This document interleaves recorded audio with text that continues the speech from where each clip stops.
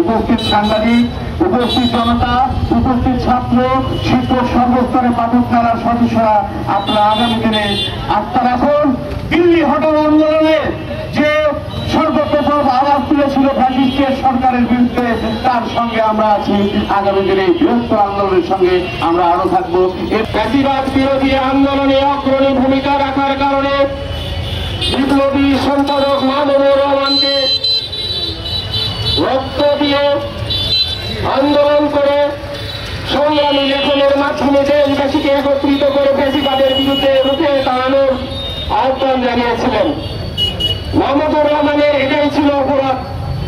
সে সময় ফ্যাসিবাদের বিরুদ্ধে যাওয়ার কারণে ফ্যাসিস্ট শক্তিগুলো মামুনুর রহমানকে দেশ থেকে দাঁড়িয়েছিলেন।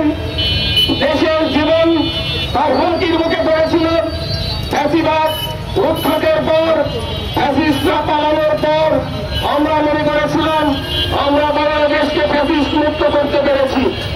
কিন্তু আজকের এই মামলা, মামুনুর রহমানের বিরুদ্ধে মামলা, এটাই প্রমাণ করছে যে ফ্যাসিস্ট পালিয়ে গেলেও ফ্যাসিবাদের দোসররা বাংলাদেশে এখনো শিকল গিয়ে বসে আছে। যারা ফ্যাসিবাদ বিরোধী আন্দোলনে জীবন দিয়েছিলেন, যারা ফ্যাসিবাদ বিরোধী আন্দোলনে সর্বস্ব ত্যাগ করে সংগ্রামী ভূমিকার জন্য রাজপথে দাঁড়িয়েছিলেন, যে স্বপ্নকে লালন করে শহীদ হয়ে বাংলাদেশকে ফ্যাসিস্ট মুক্ত করেছিলেন, সেই সোনার বাংলা গড়ার দায়িত্ব এসে পড়েছে আমাদের উপরে।